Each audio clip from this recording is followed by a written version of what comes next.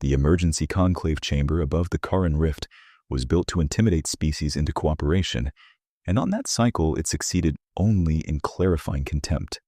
5 kilometers of black crystal ringed the hollow sphere, each facet displaying casualty maps from 60 years of Zethkai civil war, red currents branching through colony belts and moon foundries like cracked arteries. Delegations stood in tiered galleries according to treaty weight. Humanity had been assigned the logistics crescent, again 3 levels below military powers, between the freight guilds and sanitation inspectors. Ambassador Elena Volkov arrived in a plain charcoal diplomatic uniform with no jewels, no ceremonial veil, and no attendants beyond 2 legal officers carrying archival tablets.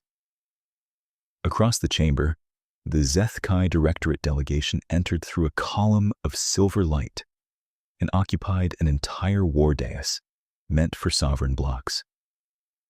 Their armor was not symbolic. It was field-rated, scarred, and still dusted with the pale mineral grit of bombardment worlds. They had come from an active front to a diplomatic emergency and wanted everyone to see it.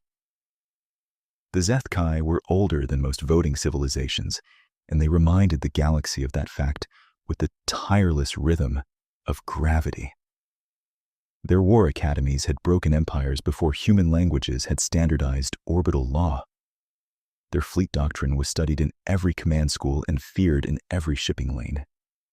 Their officers still carried hereditary combat seals etched into bone, and their elite strain registry was treated as both scripture and science. When they spoke about superiority, it was not theatrical posturing in their own minds.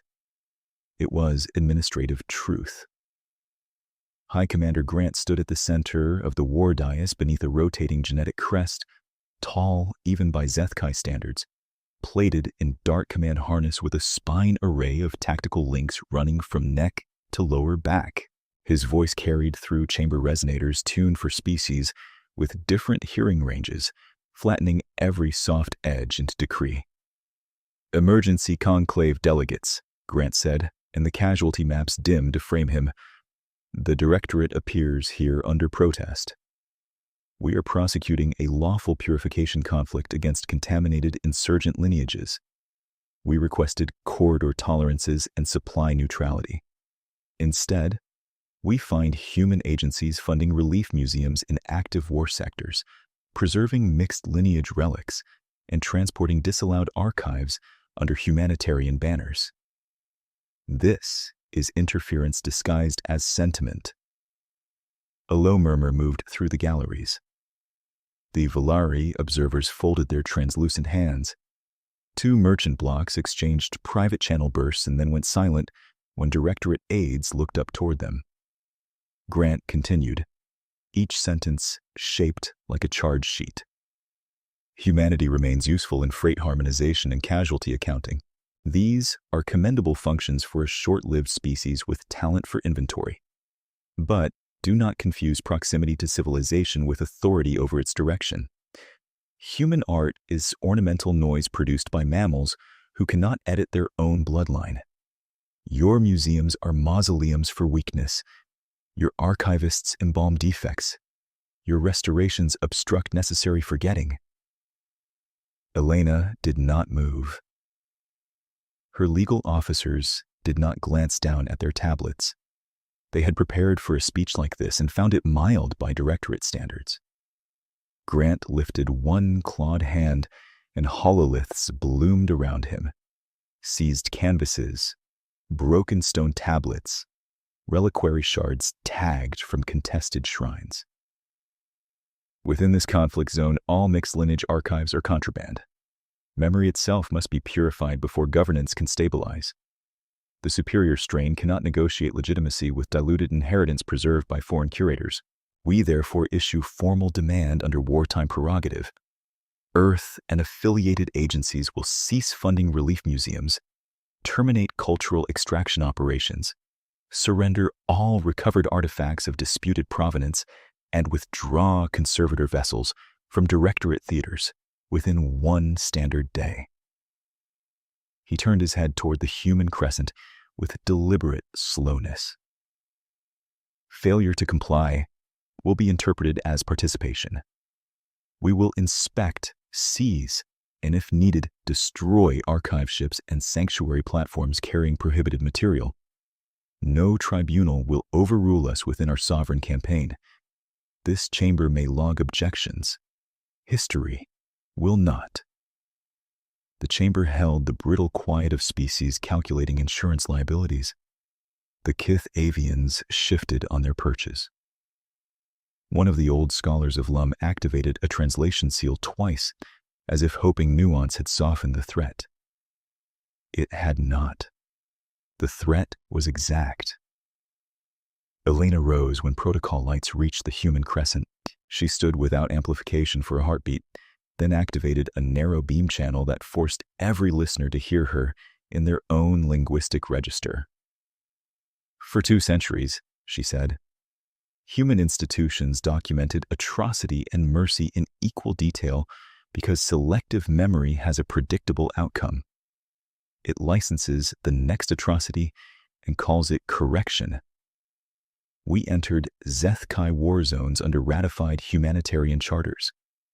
We removed civilians, legal records, food maps, genealogies, medical ledgers, and ritual art because those items keep populations alive when governments fail. Grant gave a small clicking laugh, sharp and public. Elena continued anyway, voice level enough to sound almost gentle. Any campaign that targets civilians, culture, and records simultaneously is not stabilization. It is erasure. If Directorate fleets strike archive ships or neutral sanctuaries again, Earth will classify the operation as species-level cultural extermination and respond under Protectorate law. This is not rhetorical escalation. It is legal notice.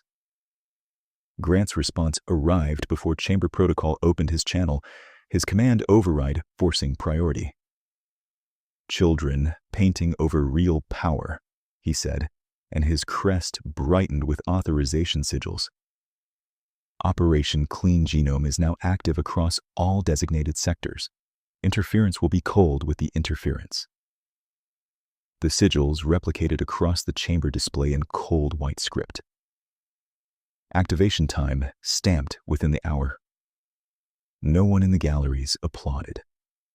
No one objected formally either. The prevailing consensus of the conclave, as it often did, expressed itself as procedural delay while civilians burned somewhere else. Elena filed her legal notice, transmitted encrypted copies to every treaty office, and watched 3 delegations avoid eye contact as they pretended to review unrelated data. By the end of that session cycle, the Directorate had departed for the front, and the Karin Rift Station had shifted to traffic red alert. 3 hours later, Admiral Marcus Hayes stood on the bridge of the Terran flagship Resolute Vector and read the conclave transcript twice before speaking. He was in his late 40s, gray at the temples, with the still posture of a career officer who conserved motion the way other people conserved oxygen. Around him, the bridge lights were dimmed to combat planning levels, amber along the rails, blue over tactical pits. No one raised their voice. Operation Clean Genome confirmed, said Commander Sarah Mitchell from Operations. Directorate formations are redeploying through Naker subsectors. Their first probable objective is the Lumen Vault Ring. Registry lists 42 million civilian artifacts in transit staging and 16 active refugee barges. Hayes looked toward the holosphere where the Rift's trade lattice floated as a spinning wireframe. They want a demonstration kill, he said. Not because it wins the war, because it proves memory can be punished in public. At the science console, Dr. Anna Novak pushed forward a layered image set, mineral spectra stacked over damaged mural scans. We have partial restorations from both factions, she said. The pigment signatures match pre-schism temple work more closely than Directorate doctrine allows. If we complete the nanolayer dating sequence, We can establish shared maternal descent lines with legal confidence. Their purity narrative cannot survive evidentiary review. Captain Thomas Fletcher, commander of the conservator escort group, gave her a sidelong glance. Will legal confidence stop a dreadnought volley? No, Novak said, but it can stop half a fleet from obeying one. That earned the bridge's only moment of grim humor. Mitchell exhaled through her nose and said, "Strategic recommendation. Defeat enemy doctrine by submitting a peer-reviewed paper at relativistic speed." Hayes let the line stand for 4 seconds, then nodded once. Add it to contingency planning. We use every instrument that preserves lives. Kinetic, cybernetic, evidentiary, symbolic. None of those are decorative. Elena appeared by secure hollow from the diplomatic deck, image grainy from encryption bleed. The strain around her eyes was visible now that conclave formality had dropped. "Tribunal liaisons confirmed receipt of our notice," she said. "No emergency injunction. Several blocks requested clarification in private and declined to co-sponsor in public. We are alone, procedurally." "We expected that," Hayes said. "We did. I am still recording who chose silence." He understood what she was giving him. Not comfort. Memory. Human planning had always depended on timelines longer than outrage cycles. By the second shift after conclave adjournment, freight traffic around the rift had thinned to military channels and frightened merchants. On Earth, protectorate committees moved from debate to implementation with rare speed. Archive defense protocols were unlocked. Curator frigates received combat authority supplements. Marine boarding units were reassigned with strict engagement constraints. Cyber warfare teams loaded non-lethal command disruption packages that could blind fire control and lock launch systems without venting life support. Hayes walked the lower decks before issuing fleet orders. He passed conservators securing thermal vault crates, engineers welding reinforcement around data cores, and Marines calibrating breaching rigs beside pallets labeled with fragile artifact glyphs. The juxtaposition looked absurd to outside observers, rifles stacked next to carved prayer stones. To Hayes, it looked like the central equation of the coming war. Protect people, protect record, deny erasure. In briefing room 7, he addressed task group commanders in person, while Elena and Novak joined by hardened link. "Directorate strength outnumbers us in local tonnage by 6-1, he said. "They believe that ratio settles the question. It settles nothing if they cannot maintain targeting coherence, command tempo, or narrative legitimacy inside their own crews. We will evacuate first, preserve every civilian platform we can reach, and avoid lethal fire unless no alternative remains. Our goal is operational paralysis, not spectacle." Fletcher leaned over the table map. "And if they push into sanctuary lanes anyway?" "Then we demonstrate what restraint backed by capability looks like," Hayes said. Calmly. Completely. Elena took the channel for the final minute, voice steady and formal. "Record this as standing directive from the Terran mission. We are not entering the Zethkai civil war to choose a faction. We are intervening against extermination policy. Distinguish those targets at every decision node. If you forget that distinction, you become useful to their lie." No one in the room needed that sentence explained. When the briefing ended, Novak remained behind and set a sealed data wafer on the table. "If Lumen falls under direct assault, authorize transmission package ASH preliminary," she said. "It contains reconstructed iconography from both lineages, family motifs, names, the pieces they tried hardest to erase." Hayes weighed the wafer in his palm, thin as a coin and heavier than ordnance in every way that mattered. "Will it work?" "Evidence suggests it will fracture certainty," Novak said. "People can fire on strangers longer than they can fire on their own dead." He pocketed the wafer and looked through the briefing room viewport toward the crowded dark, where transport lights and war beacons crossed in tightening lines. The Directorate had called human art pointless because it did not fit their framework of power. Hayes had spent a career watching enemies confuse visible force with total force, and the resulting tension rarely ended well for them. "Signal all groups," he said as comm officers returned to their stations. "Set condition amber and launch corridor shields. We move for Lumen now." The order rippled through the task force in less than 12 seconds, translated into thrust vectors, escort priorities, and rules of engagement that left no room for improvisational heroics. Resolute Vector rolled toward the Naker subsector lane with its escorts fanning into a convex shield around the refugee barges already inbound from the Lumen Vault Ring. Hayes watched the tactical sphere thicken with red signatures until the display looked diseased. "They did not wait," Mitchell said, voice flat as she tagged fresh contacts. Directorate Vanguard crossed the demarcation at flank burn. 6 dreadnoughts, 18 heavy cruisers, plus strike screens. They are broadcasting seizure authority against all cultural transport under Operation Clean Genome.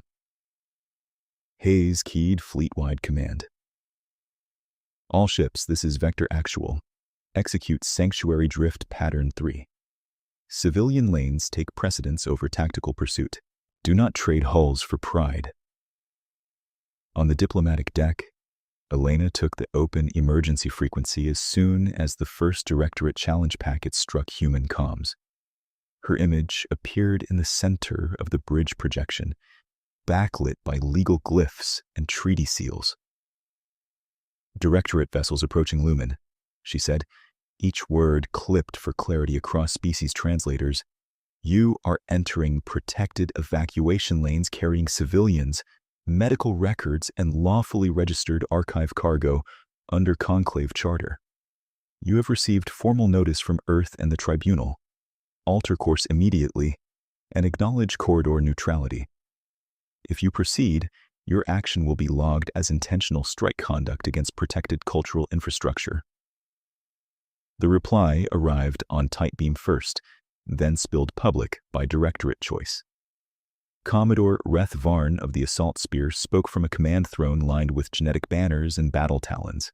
His eyes, black and lidless, never blinked. "Human envoy, your species mistakes paperwork for sovereignty," Varn said. "These lanes carry hereditary contamination and counterfeit lineage claims, preserved by sentimental trespassers with no standing in Zethkai continuity law. You are tolerated freight handlers who learn to imitate statecraft. Withdraw your soft-bodied conservators, power down your escorts, and prepare all archive holds for confiscation. Interfere, and your crews will be cataloged as accomplices to impurity." Elena did not interrupt him. She waited until his transmission ended in the crisp click of command authentication, then answered at full channel priority. "Commodore Varn, this is the final warning you will receive," she said. "You are attempting to erase civilians, records, and shared heritage in one operational act. Earth recognizes that pattern. Turn back now and preserve room for adjudication. Continue and we will physically deny your objective under Protectorate law. Your crews deserve to know you were offered a lawful exit." Varn's laughter was soft and utterly without humor. "Protect your museums with brushstrokes, Ambassador. We will bring plasma." He cut the channel and launched. The first Directorate salvos were not aimed to kill ships. They were aimed to humiliate. Heavy ion lances stitched across the bow of the lead human conservator frigate and boiled away its sensor fins, forcing the vessel to yaw hard while 30 refugee tugs scrambled behind it. Missile clusters bracketed a human hospital tender close enough to scatter debris across its white treaty markings.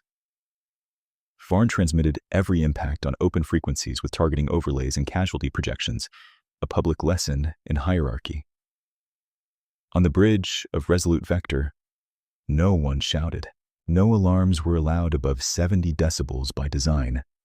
Panic stole cognition. Enemy behavior matches intimidation doctrine, Mitchell reported. They are creating spectacle strikes to trigger disorganized retreat. Hayes stood with one hand on the command rail. Then, we deny them spectacle. Phase 1. Fletcher acknowledged from Escort Command. Conservator group executing lantern fold. Refugee barges moving to inner lattice. The human formation did something Directorate tacticians had not modeled because it looked too gentle to be military. Instead of turning broadside and returning fire, the outer escorts peeled in staggered arcs, presenting narrow cross-sections while their point defense grids interlocked over civilian craft.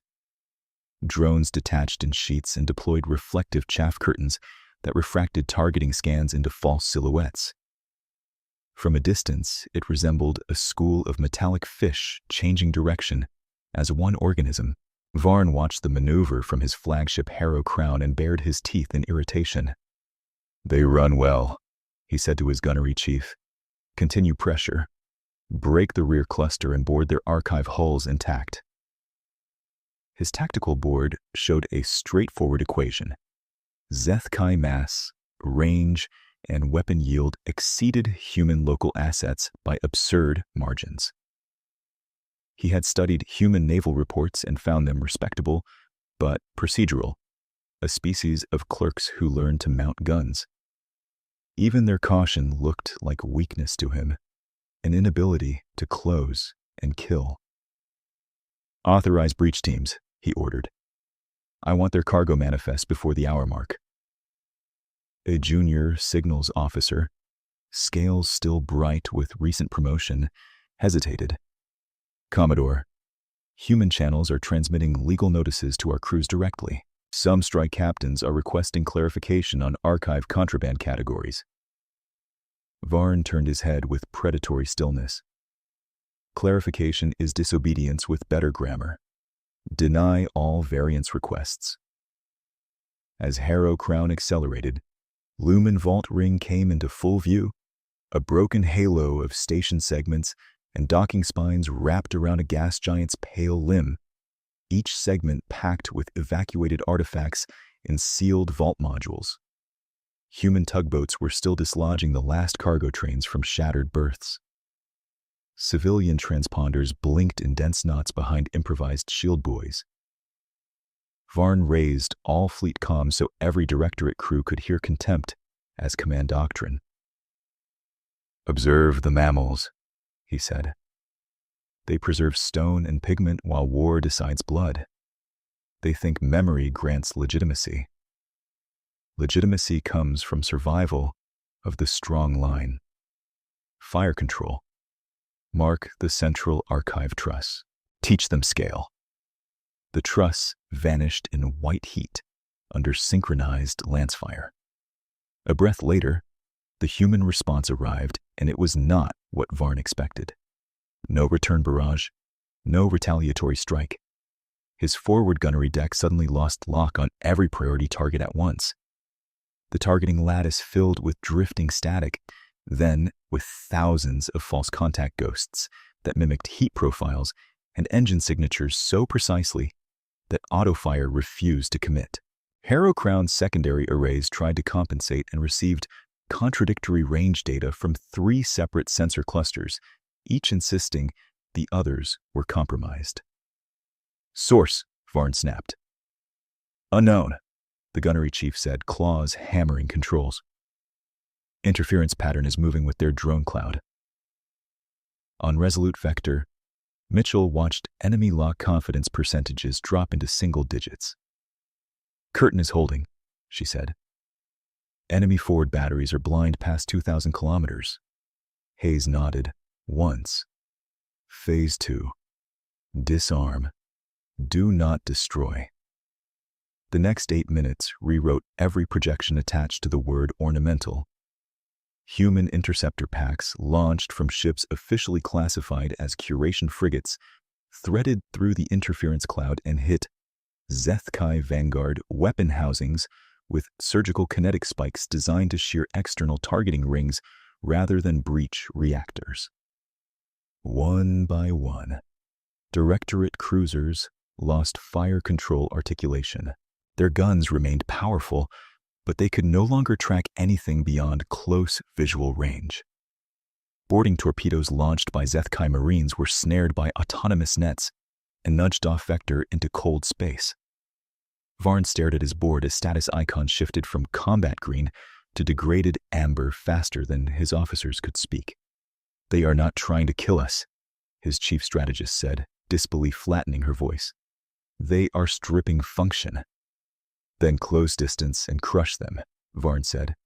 "We cannot hold formation. Guidance feeds are contaminated." He slammed a fist into the armrest and opened a direct line to Hayes. "Human commander, cease this interference and stand for seizure. Your tricks delay the inevitable. Our reserve wave will atomize this ring." Hayes answered with the calm of someone discussing weather corrections. "Commodore Varn, you have fired on protected lanes and ignored legal warning. Your Vanguard weapons are now non-functional by choice. Withdraw and keep your crews alive. Continue and we will remove command authority next," Varn hissed. "You posture behind non-lethal sabotage because you fear real war." Hayes' expression did not change. "You are mistaking restraint for fear. Do not make that mistake twice." The line cut. In that immediate hour, only trajectories mattered. Refugee barge call sign 17, one of the 16 active barges, engines damaged and spinning, drifted toward a debris field with 2,000 civilians aboard. A human tug, under Lieutenant Ibrahim Khader, burned hard through hostile crossfire lanes to latch its tow clamps and pull the barge clear while 2 escort corvettes took ion-glancing hits that scorched half their port armor.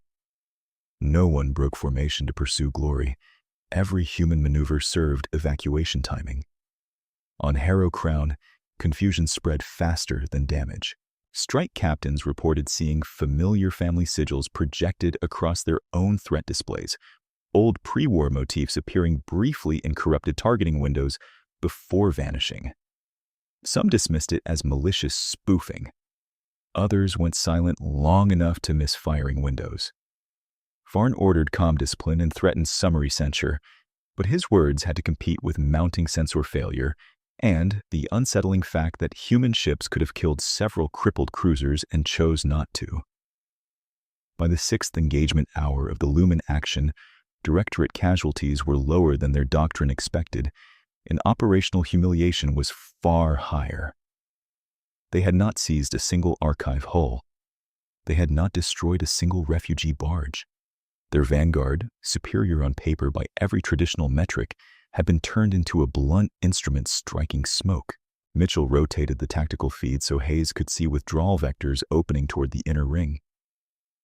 78% of civilian cargo is clear. Remaining vault trains can launch in 21 minutes if we keep pressure. Elena's channel opened from diplomatic monitoring. Conclave observers are finally watching the public feeds. Merchant Blocks just requested emergency review of Operation Clean Genome Language. They waited for proof. Hayes gave a short, tired nod. People often do.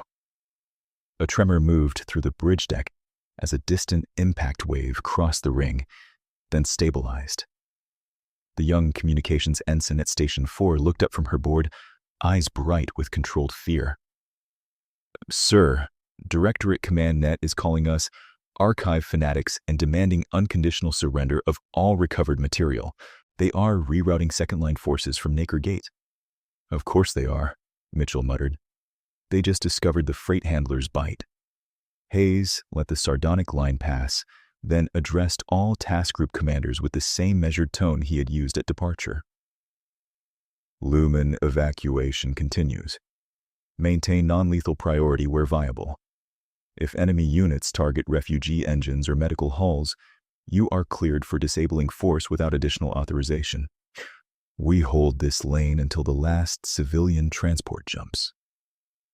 He ended the command burst and looked to Novak, who had been silent at the science console, assembling fragmented telemetry and iconographic artifacts from the battle data. "Doctor," he said, "status on Ash preliminary." Novak's hands moved over the interface with deliberate precision. "Sequence is not ready for full release, but the fragments already leaking through their own systems are enough to induce hesitation. They are seeing symbols their doctrine told them were erased." "Can you make that effect reliable?" She met his eyes. "Yes. If you give me one more engagement cycle and uninterrupted access to captured signal noise, I can turn hesitation into doubt." Outside the viewport, the Lumen Vault ring burned in a dozen places, while refugee drives flared and vanished into jump corridors one after another, like embers refusing to go out. Hayes watched the last intact archive train clear docking clamps and felt the shape of the war shift from emergency defense toward deliberate counter-offensive. "Then we buy you that cycle," he said. "Signal fleet. We are no longer only evacuating. We are responding." "Understood," Mitchell said, and the bridge shifted from evacuation cadence to controlled counterpressure without a single raised voice. New command strings branched through the tasknet. Curation frigates that had been flying as shield nodes peeled into a shallow crescent ahead of the civilian convoy, their hull projectors warming from archive preservation mode to broadcast intensity output. Dr. Anna Novak pushed her chair back from the science console and moved to the signal pit, where captured directorate noise poured across layered spectrograms like storm surf. "We have enough," she said. "Not for Ash, not yet, but enough for the first lattice. They are still using ceremonial recognition channels beneath tactical encryption. Their doctrine never deprecated heritage subcarriers because they considered them sacred. If we seed those channels with authenticated restorations, every threat display in their vanguard will render the images as identity priority objects." Mitchell glanced over. "Meaning, they will see family iconography where they expect target brackets." "Meaning their software will force attention before trigger authorization," Novak said. "Fractions of a second at first, then longer if the symbols are personal." Hayes keyed command authorization and transferred the sealed rights packet with his biometric lock. "Execute," he said. "No fabrications. Only verified material with provenance stamps attached.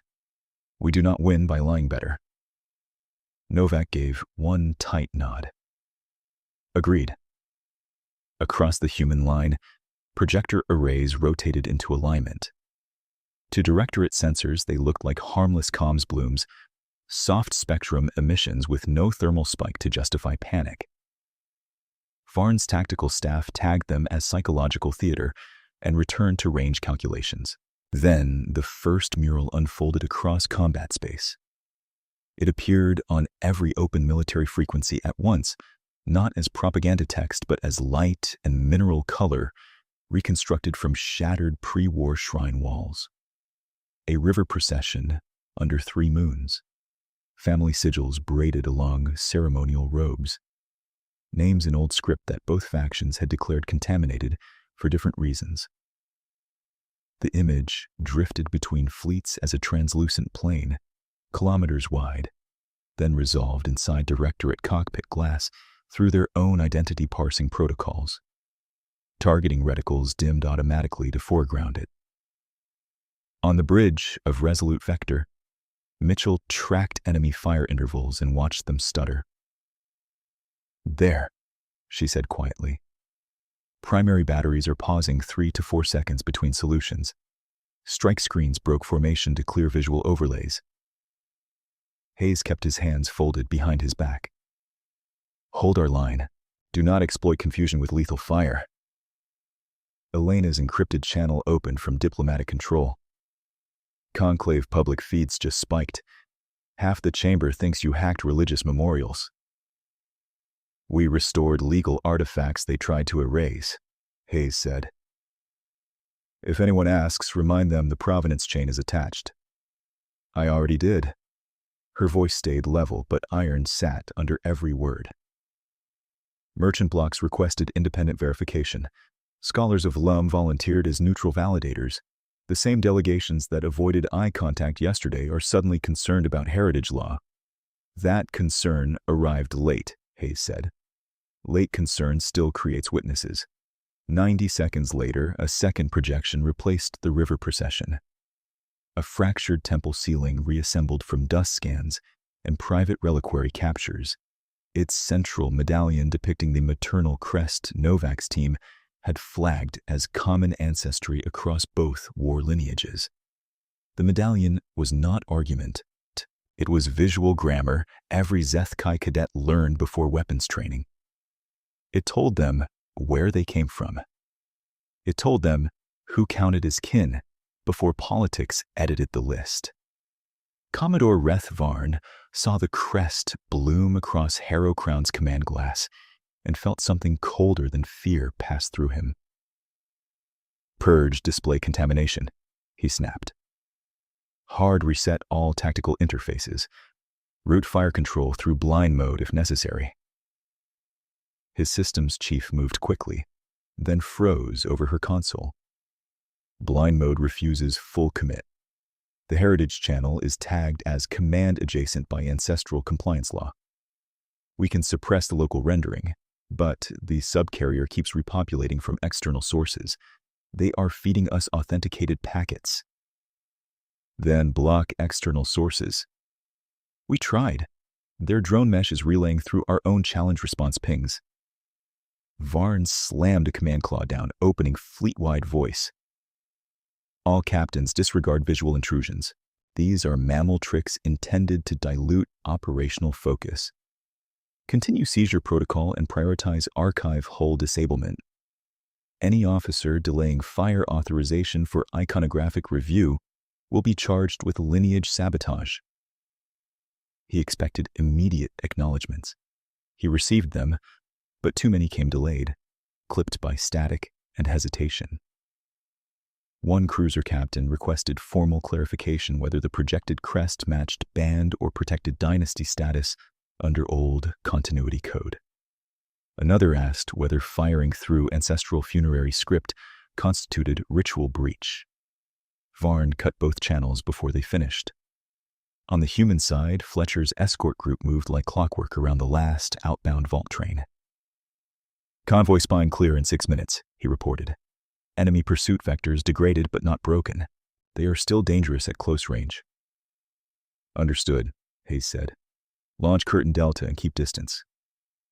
Curtain Delta was another layer of restraint engineered to look mundane.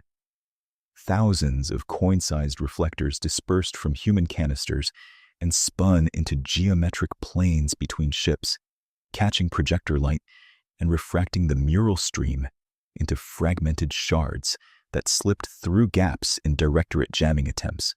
Zethkai gunners trying to filter one image found 3 more reappearing in peripheral bands, each tied to verified archive tags and time-stamped restoration logs. The battlefield became a legal exhibit with engines. Mitchell almost smiled despite herself. They trained for ambush, missile saturation, reactor feints. No one wrote doctrine for being sued by a mural during active combat. Hayes allowed the corner of his mouth to move. Add it to the academy curriculum if we live through this. They lived through it because the pause widened, as directorate salvos still came, disciplined and heavy, but command tempo had cracked. A cruiser fired half a volley, then aborted when its own IFF flagged the projected script as protected memorial sequence. 2 strike wings overshot their intercept arc while pilots fought interface overlays that kept elevating names and kin marks above threat icons. Human interceptors used those openings to shear more targeting collars, venting no habitats, breaching no life support decks, turning brute force into unusable metal. By the 8th minute of projection operations, the tide had not reversed, but it had tilted. Civilian convoy survival probability climbed from 42 to 68%, then to 74. The last vault train cleared the ring and jumped. Elena sent a short burst to all human channels, formal and unadorned. Lumen Primary Archive evacuation complete. Record for legal submission. Directorate fired through protected lanes after repeated warning and was denied objective without indiscriminate retaliation. Continue proportional conduct. Hayes answered with one word. Logged. On Harrow Crown, Varn stared at casualty and readiness tables that should have been incompatible with reality. He still had tonnage. He still had range advantage in aggregate. Yet his vanguard behaved like a fleet arguing with ghosts. What unsettled him most was not the human interference itself. It was how quickly his own officer supplied language to justify slowing down. The young signals officer who had hesitated earlier stood 3 stations away, scales now dulled with stress. Commodore, he said, voice carefully neutral, request from cruiser Spear of Eth. They ask permission to quarantine all incoming iconography before engagement and transmit recovered crest data to Lineage Judiciary for authenticity ruling. Varn turned on him. Lineage Judiciary is not a combat authority. Understood. Their captain states crew compliance is degrading without procedural confirmation. For a moment, Varn considered ordering the captain relieved and spaced for contagion of doubt. He did not because he needed every hull moving. Denied, he said. Tag Spear of Ith for post-engagement tribunal review. The officer swallowed. Acknowledged. Varn opened a private channel to High Commander Grant's strategic staff and compressed 3 layers of humiliation into an actionable report. Human forces had not sought annihilation. Human forces had executed synchronized non-lethal degradation while injecting authenticated ancestral media into sacred protocol bands.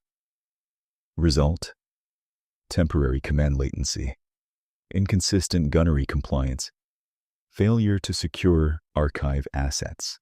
He requested immediate doctrine amendment authorizing full cognitive firewall over heritage channels and emergency political guidance on handling iconographic authenticity disputes in theater. Grant's staff replied with a single line in command seal. Maintain pressure. Purity doctrine unchanged. Escalate force at Nakergate. Varn read the line twice and felt the first hairline fracture open between obedience and belief. If purity doctrine was unchanged, why was command refusing to answer authenticity questions directly? If the projected crests were fake, why not publish forensic dismissal instantly? If they were real, what else had been false for 60 years? He closed the channel before those thoughts could settle into mutiny and forced his attention back to immediate physics. All surviving Vanguard units, he transmitted, voice sharp enough to cut through static. Execute breakwater regroup pattern. Fall back 2 million kilometers to shielded alignment. Rotate fresh gunnery crews. Hard isolate ceremonial subcarriers from tactical stacks. We re-enter as a single fist. Some captains acknowledged at once. Others asked for confirmation from Directorate Legal War Office, citing ritual contamination risk. Varn denied every request and marked the names. As Harrow Crown rolled into withdrawal vector, he watched one last projection flare across the dark. Not a battle scene, not a threat, but a restoration of 2 Zethkai elders seated side by side over a child's naming tablet, one from each lineage later taught to hate the other. The brushwork was rough at the edges where data had been lost. The names were still readable. His strategist spoke without looking up. Commodore, if those records verify in court, Directorate inheritance law collapses. Court is for survivors, Varn said. She met his gaze then, and he recognized the same conflict reflected back at him. Disciplined, but active. Yes, she said. That is why they targeted belief before hulls. 3 minutes passed in a brittle silence. broken only by damage control reports and the hiss of coolant cycling through overheated weapon rails. Behind them, Lumen's surviving transports vanished into jump space under human escort. Ahead, the Naker routes thickened with incoming Directorate reinforcements that had not yet seen what the Vanguard had seen. Varn gathered his command staff on Main Bridge Channel and made himself sound certain. "We mischaracterized the human framework," he said. "Correct that error now. They are not sentimental meddlers. They are operationally disciplined and willing to weaponize heritage cognition within legal cover. This is not surrender language. It is threat definition. We will adapt." No one challenged him openly. No one echoed him with old confidence either. The young signals officer took a risk and spoke. "Commodore, permission to submit one procedural recommendation." "State it." "Before re-engagement, allow shipboard verification teams to authenticate one projected archive sample each. If crews believe command is hiding data, latency will worsen." Varn should have rejected it on principle. Instead, he said, "Limited authentication. One sample. Any crew using review as pretext for refusal will face immediate arrest." Acknowledged. It was a concession measured in millimeters and therefore enormous. Behind his command throne, Harrow Crown's viewport held the shrinking lights of the Lumen Vault Ring, scarred but alive. Varn had entered the battle expecting a demonstration kill that would teach humans their place. He left it with fewer working weapons than doctrine allowed, 0 seized archives, and officers asking legal questions in the middle of gunnery cycles. The mammals had not beaten him outright. They had done something strategically worse. They had made his own hierarchy argue with itself under fire. At the edge of the regroup corridor, Directorate's second-line squadrons formed up around his battered vanguard, fresh hulls sliding into position with textbook precision. Naker Gate lay ahead, narrow and decisive, where massed force could still settle arguments if command coherence held long enough.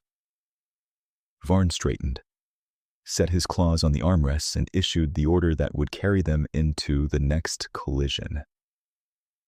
"Transmit to all units. Regroup complete in 12 minutes. New standing directive follows. Human projections are to be treated as hostile cognitive munitions.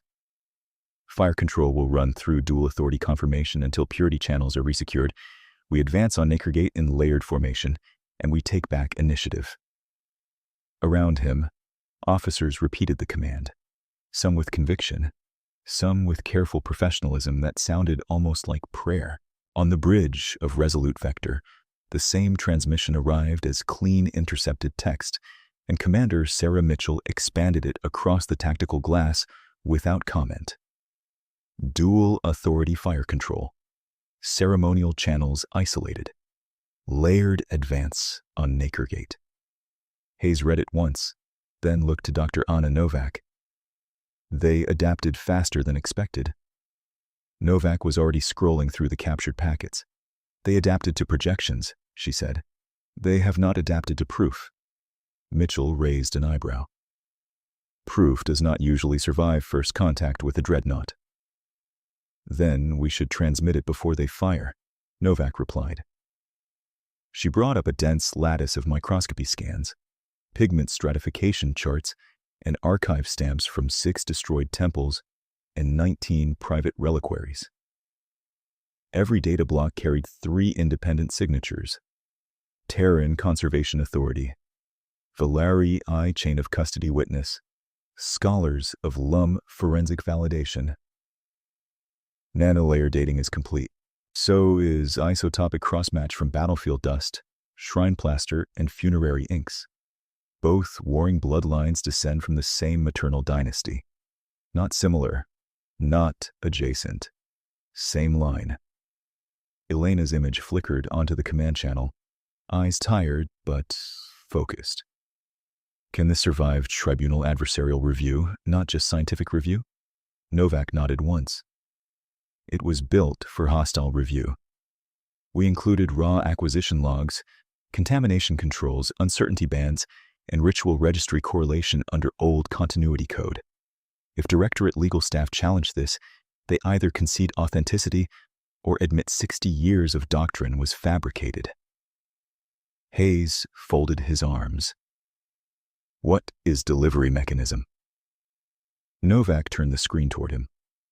Capability reveal 2, she said, not theatrically, just naming the tool. Forensic cascade. We do not broadcast conclusions. We broadcast process. Their shipboard verification teams can rerun every step locally in minutes. They cannot dismiss what they can reproduce while their own crews watch. Mitchell stared at the sequence tree and exhaled softly. You are about to weaponize peer review. Evidence suggests they left us no cleaner option, Novak said. Nakergate filled their scopes as the regroup Directorate line advanced under anti-cognitive directives, hyperlane traffic compressing through a crescent of dark moons and old mining platforms. Reinforcements were already stacking into depth formations beyond the gate throat, hulls aligned like armored teeth. Between both fleets drifted wreckage, sensor chaff, and reflected fragments of the last mural broadcast, still blinking across damaged transponders. Hayes opened fleet-wide command. All units maintain non-lethal priority and preserve sanctuary corridors. Science packet Ash Forensic Cascade is authorized for full release. Attach provenance chain in every transmission. No edits, no dramatization, no omission. Elena added her own channel a breath later, carrying across military and civilian bands alike. To all Zeth Kai command crews receiving this packet, you are being given direct access to evidence your leadership denied you. Verify it yourselves. We are not asking for trust. We are requiring honest method. The cascade launched. It moved differently than the murals had moved. The murals hit memory first. The forensic package hit procedure. On Directorate ships, tactical displays split-screened automatically as heritage verification modules recognized authenticated legal keys. Layer by layer, the human packet rebuilt pre-war frescoes from pigment grain thickness, then mapped those grains to contemporary lineage markers in military registries that the Directorate itself had published decades earlier. A final sequence overlaid maternal crest inheritance across both factions and marked convergences in cold white lines that ignored ideology completely. On Harrow Crown, Commodore Varn watched one of those lines connect his own command seal to an insurgent admiral he had spent 12 years trying to kill. Forgery, he said reflexively. His strategist did not look away from her station. Running local reproduction now. The young signals officer, palms shaking against the console edge, spoke before caution could stop him. Commodore, Cruiser Spear of Eth reports independent match at 99.8 confidence. They request immediate doctrinal clarification. Another channel flared. Then another. Captains demanded guidance on whether continuity code invalidated active purity orders under shared maternal descent. Gunnery officers asked whether refusal to fire through verified ancestral memorial data constituted lawful restraint or treason. 2 ships requested permission to stand down until judiciary review. Varn opened all fleet command, voice sharpened to punish uncertainty. All units will treat this package as enemy cognitive attack. Purity doctrine remains operative. Fire control delays are disciplinary offenses. Advance by assigned vector. He got acknowledgments. Too many were delayed by silence first. On Resolute Vector, Mitchell tracked Directorate tempo with ruthless precision.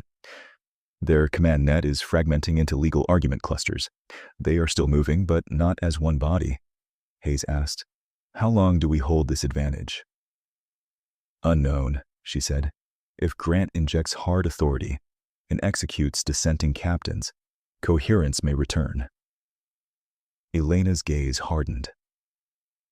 "Then we force the political threshold before he can. Put this into every channel, military, and civilian. She straightened, and when she spoke it carried formal gravity heavy enough to quiet a bridge.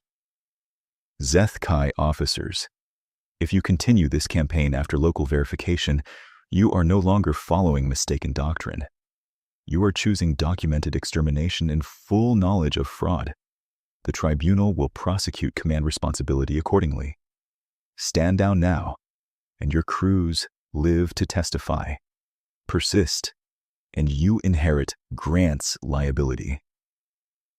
Across the gate, several Directorate ships slowed by fractional thrust, enough to break alignment mathematics.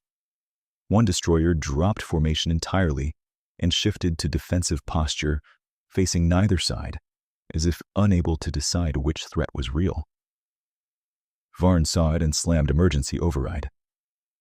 Destroyer Quiet Talon, resume vector immediately or be designated mutinous. Quiet Talon replied on open fleet channel. Its captain's voice was steady, almost mournful. Commodore, my verification team confirms maternal convergence. We were told those records were contamination artifacts. They are not. I will defend my crew, but I will not fire on ships carrying authenticated ancestral ledgers until the Directorate answers in law. The transmission cut through every ship in range. It did more damage than a torpedo spread. Human resolve did not look like fury in that moment. It looked like disciplined people continuing difficult work while a war tried to drag them into simpler brutality. In bay decks under Resolute Vector, Marines checked boarding harnesses calibrated for command node seizure and life support preservation. In adjacent holds, conservators braced vacuum cases around surviving tablets from Lumen and updated chain logs with hands that had stopped trembling only because routine left no space for panic. Cyber teams in dim compartments rotated in 6-minute shifts, feeding counter-intrusion scripts into Directorate command architecture with strict no-cascade constraints. No one was permitted to win by destroying civilian infrastructure. Hayes walked those decks again before the next orders. He stopped at a repair cradle where Lieutenant Ibrahim Cotter and his tug crew were welding replacement clamps onto a hull still scorched from the rescue of refugee barge 17. Cotter looked up through a visor streaked with sealant. "Ready for another pull, sir," he said. Hayes studied the ruined metal. "You should be in medical." Cater shook his head. "Medical cleared us. We pulled 2,000 civilians once. We can do it again." Not bravado. Statement of available capacity. Farther aft, Novak sat with a mixed team of Terran analysts, Valari legal archivists, and one scholar of Lum who had insisted on coming into a combat zone because neutral validation mattered only if it happened under pressure. They were rechecking the same data sets that had already survived 3 audits. Hayes asked the scholar why. The elder, luminescent figure clicked mandibles softly before the translator rendered speech. "Because certainty is a duty, Admiral. Your species taught us that records are shelter. We do not abandon shelter when bombardment begins." He inclined his head and moved on. Back on the bridge, Mitchell had aggregated incoming intelligence from across the system. "Galaxy reaction is no longer passive," she said. Merchant blocks opened emergency bandwidth to host forensic mirrors. Kith avians are relaying evacuation traffic despite Directorate threats. 2 neutral patrol coalitions requested observer status under Protectorate witness rules. Elena allowed herself one thin breath of relief. They waited for momentum. Now they can pretend they were principled. Hayes kept his eyes on the tactical sphere. Motives can be sorted later. Right now, witnesses reduce massacre probability. The fear spreading through Directorate ranks was not cinematic panic. It was administrative dread, quiet and corrosive. Crews began realizing that if purity doctrine collapsed, decades of orders would be reclassified from harsh necessity to prosecutable crime. Officers who had built careers on genetic hierarchy now faced archived evidence showing they had executed kin. Some hardened into rage. Others stared at their own lineage seals as if they were forged. Varn tried to cauterize the wound with force. He ordered internal security teams to arrest 3 verification chiefs for method contamination. He designated Quiet Talon mutinous and assigned 2 cruisers to disable it. Both cruisers acknowledged, then requested written legal indemnity before firing on a fellow Directorate hull during doctrinal dispute. Varn denied the request. One cruiser fired warning bursts only. The other held position and claimed targeting malfunction. His strategist spoke without looking up. Commodore, coercion is consuming command bandwidth faster than human interference. Then help me end this before it spreads, he said. She answered in the careful tone of an officer stepping onto unstable ground.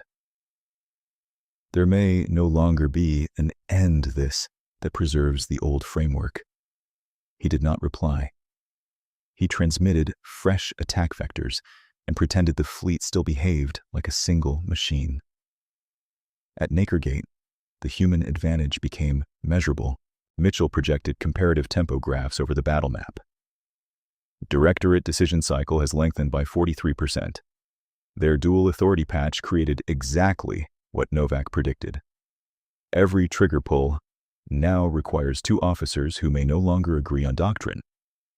Novak, still at the signal pit, added, and their emergency isolation of ceremonial channels open predictable backdoors.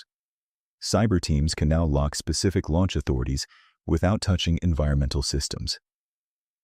Hayes gave authorization. Proceed on weapons governance only. No life support disruption, no reactor sabotage. Acknowledged, said the cyber chief from lower decks. Operation Quiet Ledger executing. Quiet Ledger entered the Directorate network like a locksmith, not a bomb. Human code rode authentication handshakes the Zethkai had just reinforced, then nested in launch control arbitration layers.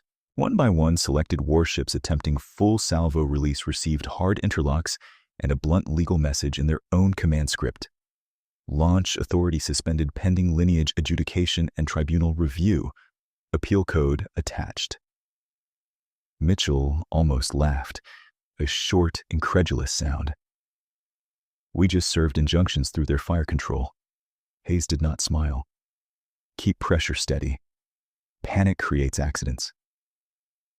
The first major exchange at Nakergate began anyway when a loyalist cluster under Varn forced manual gunnery and pushed into close range, saturating space with unguided plasma meant to overwhelm human restraint.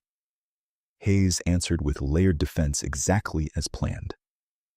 Drone lattices blinded remaining lock-capable arrays. Interceptor curtains shattered incoming salvos into harmless spray before they reached sanctuary lanes. Marine skiffs launched in arrow formations, bypassed hull guns, and magnetized onto command spines with stun charge breachers aimed at bridge access, not reactors. Action, compressed to terse reports. Boarding team red on target. Launch authority locked on 3 additional cruisers. Refugee corridor clear. Quiet Talon transmitting surrender beacon and requesting protective escort. Hayes approved each in sequence and never raised his voice. Elena opened a wideband channel that rode every carrier wave in the sector. Her words were measured, almost ceremonial, and therefore harder to ignore. Zethkai crews at Nakergate. This is Ambassador Elena Volkov under Conclave Authority and Protectorate Witness Law. You have now seen authenticated evidence, local replication, and command suppression of legal review. You are not trapped between extinction and obedience. You have a third option. Cut weapons, transmit surrender code, and preserve your people for lawful reconstruction. The first officers who choose restraint will shape what survives your civilization. Surrender codes began arriving in uneven bursts. A frigate wing, then a logistics cruiser, then 3 heavy carriers that powered down spinal lances but kept shields raised, fear and hope in the same gesture.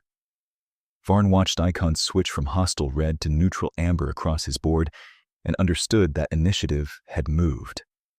Not fully, not irreversibly, but decisively enough that every new order from him now had to fight his own fleet first. He keyed Priority Channel to Directorate High Command and requested immediate theater entry by High Commander Grant with full authority and exemplary force. The acknowledgement came 20 seconds later with a secure crest and arrival vector.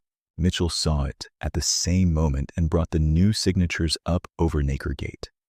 A dense concentration strike group, heavier than anything yet committed, centered on Grant's flagship and screened by Loyalist dreadnoughts still untouched by Lumen's hesitation wave. "Contact," she said. "Grant is coming in personally." Hayes looked at Elena, then Novak, then the battered map of ships that had already chosen surrender, withdrawal, or stubborn violence. "Signal all units," he said. "Defensive lines hold. Evidence channels stay live. Prepare final declaration package." Outside the viewport, the gate throat lit with incoming drives, and the next confrontation took shape in hard, undeniable lines. Grant's flagship broke from jump in the center of the new formation like a blade driven through cloth, its dorsal spine lit with command sigils that overrode local traffic law and flooded every channel with Directorate authority markers. Around it, 12 Loyalist dreadnoughts and 2 carrier screens fanned into a crushing wedge aimed straight at the sanctuary corridor. Naker Gate's dark moons reflected engine flare in copper arcs, and the tactical sphere, on resolute vector, turned from contested geometry into a single, converging threat. High Commander Grant did not wait for hails. His image seized priority across military and civilian frequencies alike, armor polished to ritual black, genetic crest rotating behind him like a verdict already written. "Zeth Kai officers, you are witnessing contamination panic engineered by mammals who mistake archival debris for sovereignty. All surrender codes transmitted in this sector are void under emergency purity command. Any captain who powered down weapons will reactivate immediately and submit to later review for doctrinal weakness. Human units at Naker Gate, you have interfered in internal correction, sabotaged lawful fire control, and induced mutiny through heritage fraud. Withdraw from this corridor and surrender all cultural cargo, forensic packages, and occupied Directorate personnel. Refuse, and I will erase your fleet first, then every vault your species touched, then the memory of why you thought you belonged in this war." No one on the human bridge answered at once. Hayes studied the incoming vectors, then looked to Novak. "Ash status." Novak's hands moved across 2 consoles at once, feeding live combat telemetry into the final reconstruction lattice. "Ready for full release. Inheritance package includes biometric stroke encoding from verified battlefield remains, shrine dust, and funerary ledgers. Cross-faction identity recognition confidence is above legal threshold." Mitchell added, "Grant's first wave will have firing solutions in 40 seconds. Hayes keyed fleet command. "All units, execute stormglass posture. Drone lattices full spread, interceptor curtains layered by sanctuary depth. Quiet ledger expands from launch authority to scuttle authority. Marines prepare for command node seizure on flagship class targets only. We end this at the top." Elena stepped into the central channel, shoulders squared, voice steady enough to cut through sensor noise. "Hi, Commander Grant. This is Ambassador Elena Volkov, speaking under Conclave record and Protectorate law. For 60 years, you fed your children a lie and called it destiny. For 2 centuries, we were patient, and we asked you to choose memory over vanity, law over blood theater, survival over extermination. You chose poorly. You targeted civilians, records, and the dead. You called evidence contamination. You called mercy weakness. The legal threshold is crossed. Effective now, your campaign is classified as species-level cultural extermination. Zeth Kai officers hearing this, your duty is no longer obedience to fraud. Stand down, preserve your crews, and testify. Continue under Grant, and you inherit his crimes in full. Grant cut back in, voice sharpened by rage. Fire! The first Loyalist volley lit the gate throat-white. Plasma lances and missile clouds punched forward in layered salvos designed to saturate any conventional defense.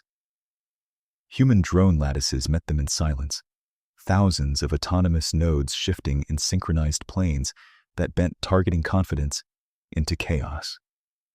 Interceptor curtains detonated in controlled sequence, kinetic flechettes shredding incoming ordnance into harmless particulate rain that flashed and died before reaching refugee lanes.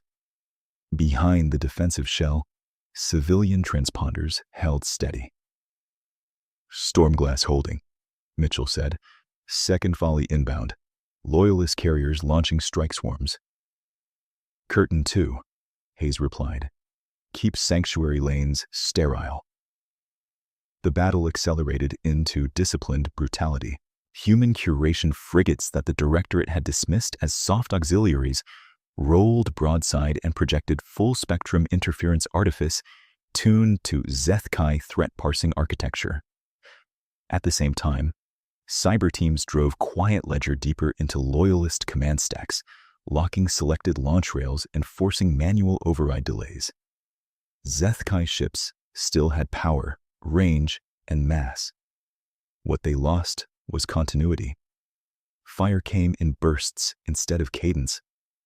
By the fourth combat hour at Naker Gate, the space between fleets had become a stratified machine of light, debris, and legal signals, with every second carrying both weapons data and evidentiary metadata to observers across the conclave. Release Inheritance of Ash, Hayes said. Novak did not dramatize it. She pressed transmit. The painting unfolded first as a dim field, then as accumulated history. Mineral reds from temple walls, gray from battlefield dust, gold traced from cracked reliquaries, embedded biometric strokes resolved into names and facial structures recognized by Directorate lineage software that had never been designed to deny authenticated kin. The image did not accuse. It identified. Ancestors appeared in ceremonial dress, in militia harness, in labor uniforms, in mourning veils, from both sides of the Civil War, connected by maternal marks that no doctrine could scrub away once seen. Across Loyalist bridges, fire control overlays dimmed as identity priority protocols forced recognition passes. Pilots saw grandparents flagged as insurgent dead. Gunnery officers saw their own house sigils embedded beside families they had been told were biological noise. On one dreadnought, an entire weapons crew stood down and transmitted a single line. "We will not fire through our own dead." Grant roared over CommandNet, threatening immediate execution for refusal. It worked on some ships. On others, it arrived too late. Mutiny did not explode in one cinematic instant. It propagated through procedure. Captains demanded legal clarifications. Executive officers refused to authenticate extermination orders without lineage ruling. Internal security squads split along family registries now proven intertwined. One carrier wing turned its launch tubes cold and pivoted to screen evacuating civilians instead of attacking humans. Another transmitted surrender code and requested neutral escort from Kith Patrol observers, who acknowledged in stunned silence and moved in. Hayes exploited every opening, without crossing his own constraints. "Boarding groups, go," he ordered. Terran marine skiffs shot through debris lanes in arrow formations, magnetic clamps biting into command spines of still hostile Loyalist hulls. Breach charges blew access hatches, stun pulses flooded tactical decks, and command nodes went dark one after another without reactor kills. Marines zip-tied officers, cut weapon uplinks, and handed life support controls back to engineering crews under recorded chain of custody. The message was clear. Surrender cost authority, not oxygen. At the center of the collapsing wedge, Grant's flagship drove forward anyway, engines burning hot enough to shimmer sensor glass. He was aiming for annihilation by scuttle cascade if direct victory failed, and Mitchell saw the pattern first. He is arming fleet-wide dead-hand protocols, she said. If he cannot win, he means to take every loyalist and mutineer with him. Hayes answered without hesitation. Quiet ledger priority shift. Lock scuttle authority now. In cyber control, Terran specialists and LUM auditors executed the final packet they had held in reserve. Code threaded through Grant's own command spine authentication, mirrored his emergency seal, then seized arbitration at the last layer. On Grant's bridge, scuttle confirmation glyphs flashed, then inverted to hard red denial. Weapon cores that should have spiked into overload instead vented safely into inert sinks. Dead hand triggers across his escort net flipped to safe mode under legal injunction tags in directorate script. Scuttle cascade failed, Mitchell said. He is blind at command level. Then we take him alive, Hayes said. Grant retreated from the public channel and tried to reassert authority through private spinal link. Nothing moved. Around him, bridge officers stared at frozen controls and at the painting still ghosted across their secondary displays. His strategist removed her command gauntlet and set it on the console. The young signals officer stepped back from his station, then opened a local channel to all decks. Cease internal suppression, he said, voice shaking but audible. Command has lost legal authority. Preserve crew and stand down. Grant spun toward him, hand going to a sidearm. You will be purified for this. The strategist met Grant's gaze without flinching. Hi, Commander. The evidence replicated on our own systems. You cannot purify math. External impact jolted the flagship as Terran skiffs latched along the dorsal seam. Cutting beams carved a bright line through armored plating. Smoke and sparks filled the outer corridor. Grant drew his weapon fully and strode toward the throne deck control ring, trying to trigger manual reactor breach with physical keys. The console rejected him, screen stamped with the same injunction message, now haunting half his fleet. Authority suspended pending tribunal review. The hatch blew inward. Terran Marines entered in disciplined pairs, weapons leveled center mass, not spraying fire. Behind them came two Zethkai officers from mutinous escorts, who had demanded witness status for the arrest. Hi, Commander Grant, the lead Marine said, amplified and formal. Stand down and place your hands where we can see them. You are detained under interstellar warrant for cultural extermination and mass murder. Grant lifted his sidearm, then saw three things at once.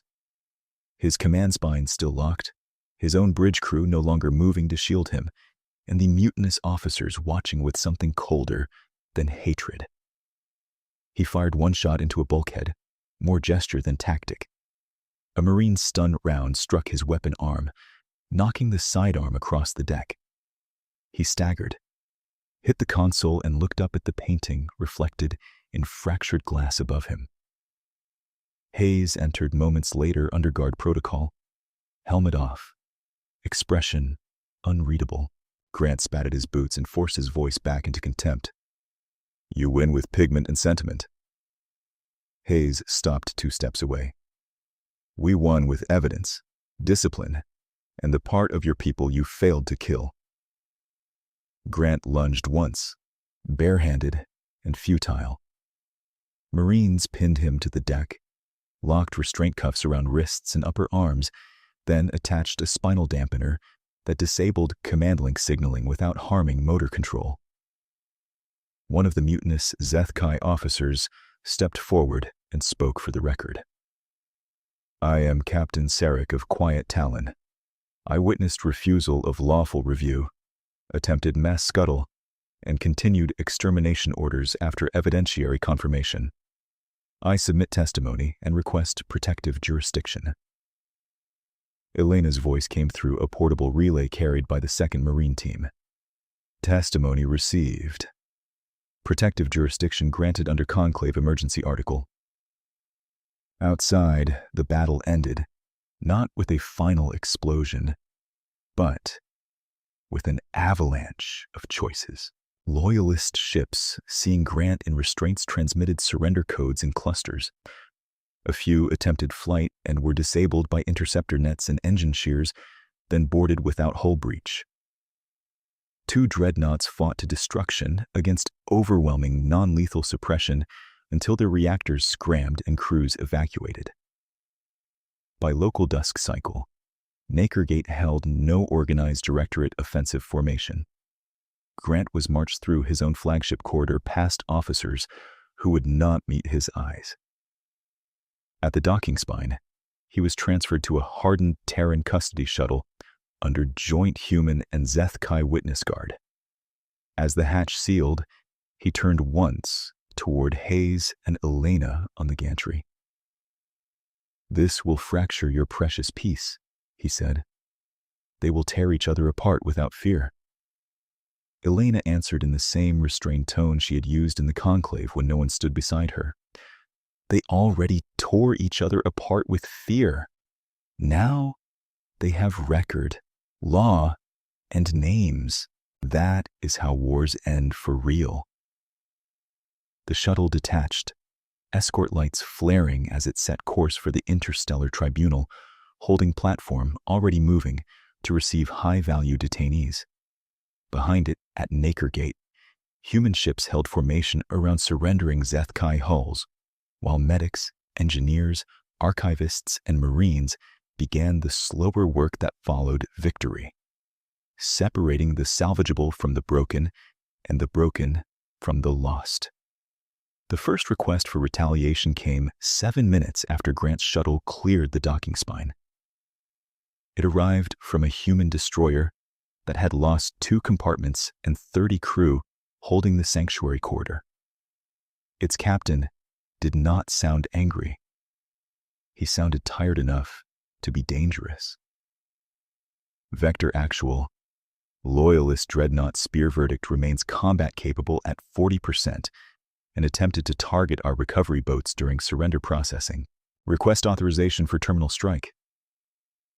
Hayes stood at the rail, watching medevac lights move between shattered hulls where Zeth-Kai and human casualties waited in the same queue. "Denied," he said. "Disable engines in tow. Any ship that powers down weapons gets life support, food, and medical priority by triage, not by flag." A beat of silence followed. Then, "Understood, sir. Engines only." That single order became policy in less than a minute. Human Marine teams boarded surrendered directorate ships with weapon cameras active and legal translators running, reading rights in Zeth-Kai legal register before they removed command officers. Security squads separated prisoners by rank and immediate threat level, not by lineage marks. No one was hooded. No one was struck once restraints were on. Even Grant, bound and shaking with impotent fury, was given medical stabilization after the stun impact and transported in a gravity cradle designed to prevent spinal injury. Captain Sarek of Quiet Talon watched from the adjacent custody deck and gave Hayes a look that carried equal parts suspicion and disbelief. "You realize he ordered extermination against your civilians," Sarek said. "Many here expected you to vent him into space for efficiency." "We are not running an efficiency model," Hayes replied. "We are building a case that survives history." Sarek's jaw flexed. "Then I will testify twice." On Harrow Crown, the same strategist who had told Grant there might be no old framework left surrendered her command gauntlet to a Terran lieutenant and requested to speak before being processed. She had a burn along her forearm and powder in her scales from the breached corridor. "I delayed arrest orders against verification teams, Rowan," she said. "Not from courage, from uncertainty. Record that accurately." The lieutenant nodded and tagged her statement. recorded accurately. By the second day after Nakergate, humanity had physical custody of one high commander, 52 senior loyalist officers, and 3 hardened command corps containing purge directives, scuttle authorizations, and internal suppression orders. Hayes personally transferred the sealed ash preliminary wafer, still scratched from 2 weeks in his pocket, into the tribunal evidence chain beside Novak's full forensic cascade. Conservator teams logged every recovered tablet and mural fragment from Lumen Vault Ring into mirrored repositories on Luna, Karen, and Lum custody nodes. Nothing disappeared into a Victor's archive. Every item received a public accession code. Elena spent those same hours in a temporary legal chamber aboard Resolute Vector, calling back every contact that had chosen caution when caution was cheap. Tribunal liaison who had acknowledged her warning now certified it as prior notice in the Grant indictment. Merchant blocks that requested clarification in private filed sworn statements confirming receipt timestamps. Delegations that avoided eye contact in the emergency conclave submitted procedural apologies dressed as administrative updates. Elena accepted all filings and attached her silence log anyway. When a junior aide asked why she kept the names of the silent, Elena answered without looking up from the docket. Because accountability is not vengeance. It is memory, with signatures. 6 days after Nakergate, the Interstellar Tribunal opened emergency session in high orbit over Luna. Grant stood inside a transparent restraint field, command spine dark under neural dampeners, while prosecution screens replayed his own orders beside local reproductions of the maternal descent evidence he had called fraud. Sarek testified. The young signals officer testified. The Harrow Crown strategist testified. So did Valeri chain of custody witnesses and the scholar of Lum who had entered the combat zone to validate under fire. Grant tried contempt first, then doctrine, then procedural attack. This court has no jurisdiction over sovereign purification. Chief Adjudicator Talon's voice stayed almost gentle. You fired on protected civilian lanes after legal notice, attempted species-level cultural erasure, and initiated mass scuttle protocols against your own crews when command compliance declined. Jurisdiction was not invited. It was triggered. The verdict came on the 4th hearing day. Guilty on counts of cultural extermination, mass murder, command fraud, and attempted annihilation of surrendering forces. Sentence: permanent cryogenic imprisonment in the archive prison at Luna Perimeter, with periodic revival prohibited and all appeals restricted to evidentiary error only. Grant opened his mouth to speak when the sentence translated. No words came out that survived the record. Hayes watched from the witness gallery beside Elena and Novak as custody officers sealed the cryo capsule and attached the external plaque required by tribunal reform law. It listed the convicted, the charges, and the names of the protected archives whose destruction he had ordered. Elena did not look away. Mercy was harder than battle and much less dramatic. It looked like work details. At Karen Dry Dock, Terran engineers stripped surrendered warships of spinal lances, scuttle hardware, and command override spikes, while Zeth Kai civilian crews waited behind safety glass with manifests in hand. Once each hull passed disarmament inspection, humanity returned it to civilian authority with fuel credits and emergency grain priority, because transport capacity mattered more than humiliation.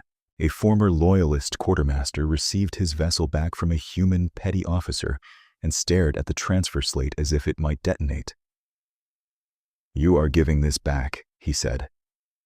"Disarmed and tracked," the petty officer replied. "Use it to move food, not ideology." Demilitarized aid corridors opened under mixed escort within the same week.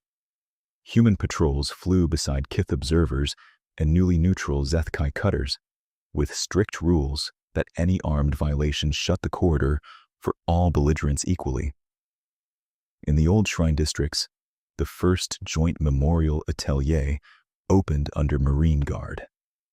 Former enemy gunners stood at opposite scaffolds, repainting a cracked procession wall from Novak's verified reconstructions. They did not speak for most of the shift. Near dusk, one handed the other a pigment tray without comment. No one made a ceremony of it. The wall still got finished. 3 years later, the old directorate existed only in court archives and curriculum warnings.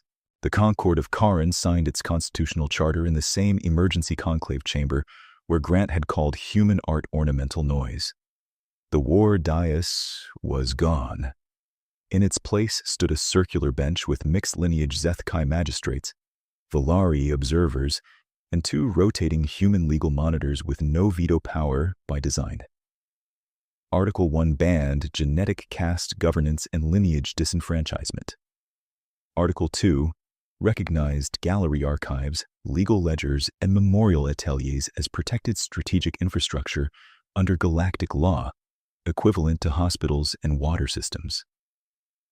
Article 3 required all military academies to teach the Lumen and Naker evidentiary record unedited. Elena signed as guarantor witness, then stepped back so the Zethkai court could ratify in its own voice. Hayes attended in dress uniform and said almost nothing. Novak testified once on preservation standards and then returned to field labs where she preferred problems that could be solved with patient hands. External contacts closed in full view. The merchant blocks that had delayed support funded corridor maintenance bonds. The scholars of LUM received permanent custodial authority over forensic replication standards. The Kith Patrol Coalition transitioned from emergency escort to treaty enforcement and reported 0 major corridor violations in the first year. Quiet Talon's crew, granted protective jurisdiction, became instructors in command ethics at the rebuilt Zethkai Naval Academy. Every loaded silence found a line in the record. Some delegates later claimed they had always opposed extermination policy. Elena's archived transcript showed who had spoken when it carried cost and who had discovered principles only after momentum shifted. She never publicly shamed them. She simply refused to let the timeline blur. On the 3rd anniversary of the ceasefire, the Council Hall at Curran Rift opened its memorial gallery to school groups from both former war lineages. The central chamber held inheritance of ash behind transparent shielding, not as relic but as working civic document. Names of the dead scrolled in one shared language beneath the mineral reds and grays, each verified against the preserved ledgers that had survived Lumen. A class of Zethkai children stood in 2 rows before the painting, claws and hands folded, their teachers silent at the edges.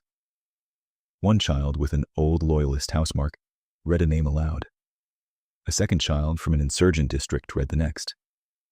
Their voices were steady, ceremonial, ordinary. After the final name, a magistrate lowered a digital stylus to the plinth and invited the class forward. "Citizens," she said, "add yourselves."